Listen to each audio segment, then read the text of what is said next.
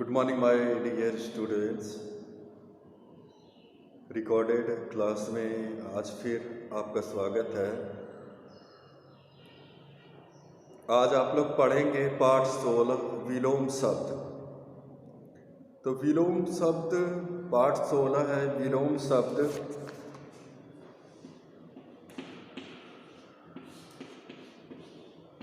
विलोम शब्द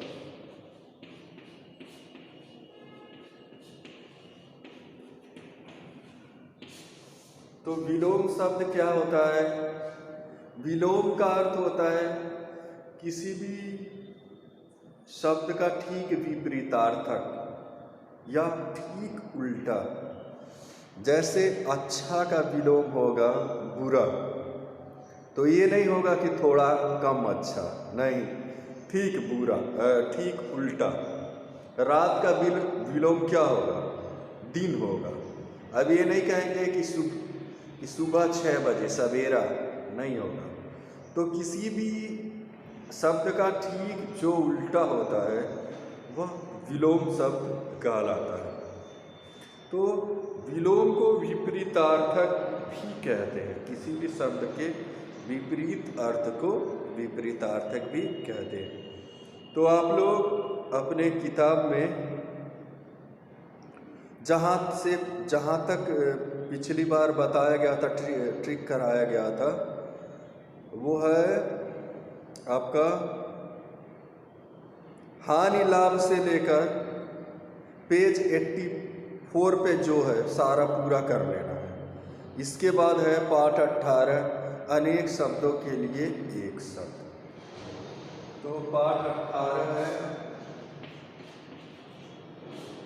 अनेक शब्दों के लिए एक शब्द। अनेक शब्दों के लिए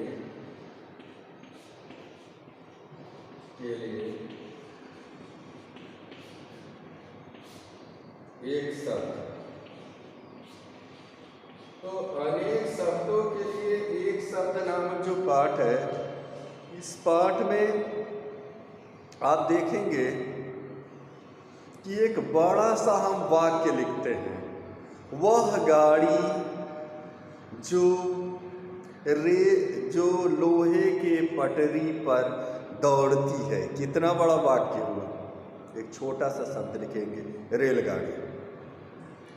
वह लड़का जो किताब कॉपी पढ़ता है। कितना बड़ा वाक्य हुआ। एक छोटा सा आपने लिखा शब्द, विद्यार्थी। वह आदमी जो छात्रों को पढ़ाता है, लिखवाता है, शिक्षण कराता है। कौन? छोटा सा शब्द, शिक्षक या अध्यापक। वह घर जिस घर में चावल दाल आटा होता है, सब्जी होती है और भोजन बनता है। तो इतना बड़ा सा वाक्य हुआ ना। आपने कहा छोटा सा शब्द, रसोई घर।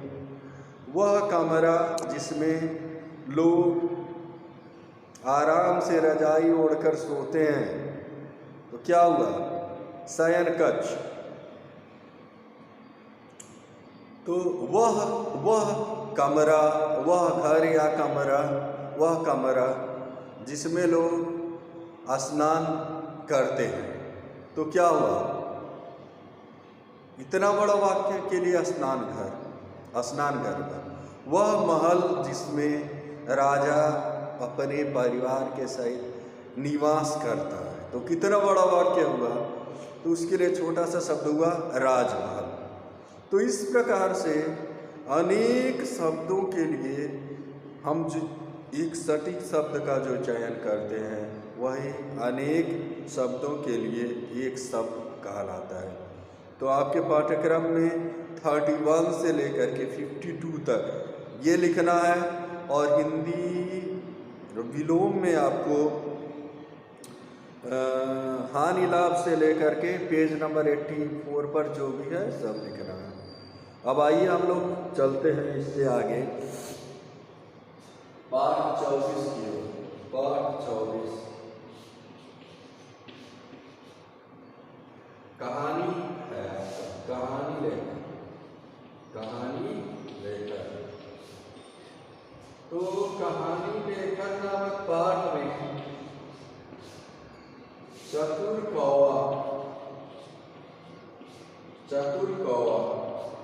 तो आपकी किताब में जो चित्र बना है वो चाणक लोमड़ी का बना मुझे लग रहा है। तो चाणक लोमड़ी कहानी दूसरी हो जाएगी। इसमें कौवे की चतुरता को दिखाना है। मैं भी देख रहा था पुस्तक में, तो मुझे लगा कि ये चालाक लोमड़ी वाली कहानी नहीं है। ये देखिए, इसमें कौवे की चतुरता कहाँ प्रकट हो रही है, कौवे की मूर्खता प्रकट हो रही है। वो गाना शुरू करता है, उसके मुंह से रोटी गिर जाती है और लोमड़ी लेकर के भाग जा रही है। ये तो कौवे की चतुरता नहीं है इसमें। यहाँ पर देखिए, यहाँ पर कौवा और रानी की कहानी है, चतुर कौवा। तो ख में देखिए, ये ख की जो कहानी है मैं पढ़ रहा हूँ। एक जंगल में एक बहुत पुराना वृक्ष था। वृक्ष के बीच में एक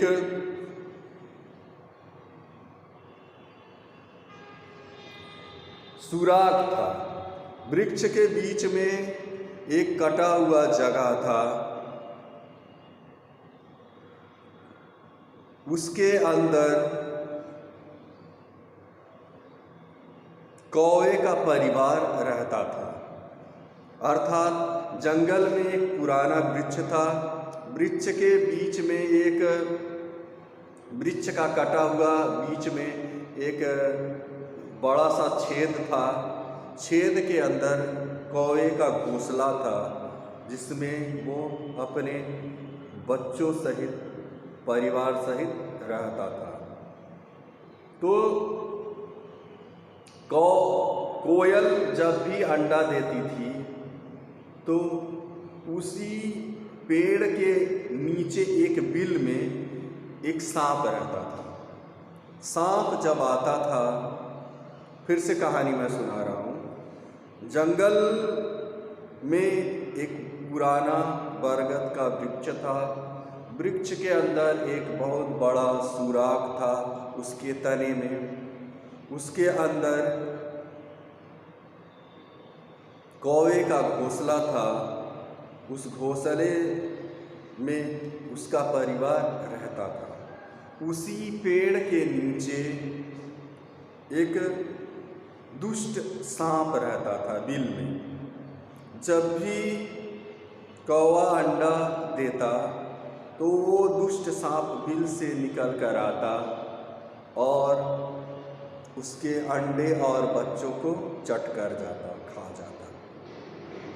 इससे परेशान होकर के एक दिन वो डाल पर बैठा सोचने लगा। तभी एक चालाक लोमड़ी उधर से जा रही थी। उसने उससे पूछा कि बताओ, मैं कैसे अपने परिवार की रक्षा करूं। तो लोमड़ी जो है बहुत ही चतुर होती है। उसने कहा कि रानी अपने सैनिकों के साथ जंगल के किनारे वाले सरोवर में स्नान करने आती है। जब रानी स्नान करने जाती है तो अपने सारे गहने किनारे रख देती है। इसी बीच में तुम जाना और रानी के कीमती हार को अपने चोंच से उठा कर लाना और उसी सांप के बिल के पास तुम उसको रख देना। अब ऐसा ही होता है, कौवा उड़ता हुआ जाता है, रानी का हार चोंच में लेकर के लगता है उड़ने। जो ही वो उड़ने लगता है, इसी बीच रानी के सैनिक देख लेते हैं और उस पक्षी का वो पीछा करने लगते हैं। जाते जाते जाते जाते वो पक्षी जो है ले जा कर के उस हार को रानी के बिल के पास रख देता है। और जब रानी के सैनिक वहाँ आते हैं और सांप को आहट होती है कि मेरे बिल के सामने कोई बाहर है, तो पूरा अपना फंद निकाल करके बाहर आता है और रानी के सैनिक पहले सांप को मारते हैं और उसके बाद पहले सांप को मार देते हैं और मार के फेंक देते हैं और रानी के हार को लेके चले जाते हैं। इस प्रकार से वो आगे उसका आगे वो अपने परिवार सहित सही से रहने लगता है। तो ये चतुर कौवा की कहानी नहीं है। इस कहानी में तो जो सारी बुद्धि बता रही है वो लोमड़ी बता रही है उसको। इसमें कौवे की चतुरता तो कुछ नज़र नहीं आ रही है, वो अपनी बुद्धि से काम कर रहा है। तो मुझे लग रहा है कहानी कुछ और है। चतुर कौवा नामक कहानी जो आप लोग गूगल पर सर्च करेंगे तो पहली ही पंचतंत्र की कहानी है चतुर कौवा। मैं पढ़ रहा हूँ। जंगल में बहुत से जानवर मिलजुल कर रहते थे, यही आपको लिखना है कागज पे। उन्हीं जानवरों में एक लोमड़ी भी थी। लोमड़ी की चतुराई के किस्से पूरे जंगल में प्रसिद्ध थे और सभी जानवर उससे बहुत सावधान रहते थे, क्योंकि लोमड़ी बहुत बूढ़ी हो गई थी, इसलिए वो शिकार नहीं कर पा रही थी। जंगल में बहुत घूमने के बाद भी लोमड़ी को कोई शिकार नहीं मिला। वह बहुत थक गई। तभी उसकी नज़र थोड़ी दूर पर एक कछुए पर पड़ी। कछुओं को देखते ही लोमड़ी के मुंह में पानी आ गया और वह सोचने लगी, अरे वाह, आज तो मैं इस कछुए को खाकर ही अपनी भूख मिटाऊंगी। पर मैं इसे पकड़ूं कैसे? शिकार करने के लिए वो उससे कहती है कछुए से कि आज तुम्हारी मेरे घर, आज शाम को तुम आना और मेरे घर दावत है। शाम को वो जाता है, वो कौवे से सारी बात को बताता है। शाम को लोमड़ी के घर जाता है। लोमड़ी जानवरों को ऐसे ही बुला करके मार के खा जाती है। लेकिन लोमड़ी जो है कछुए के ऊपर प्रहार करती है।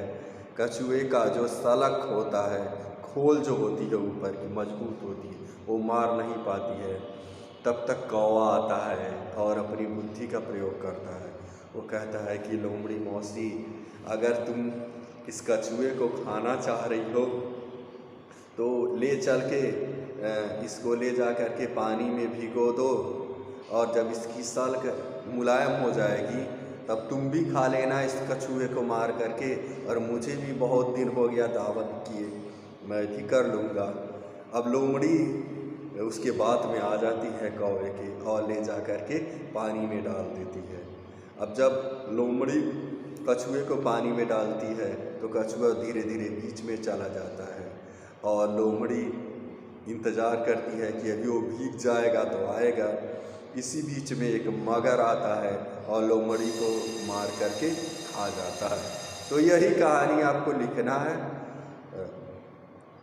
प्यारे छात्रों, आज का कार्य आप लोग करें, घर पे पूरा कर लेंगे। धन्यवाद, थैंक यू।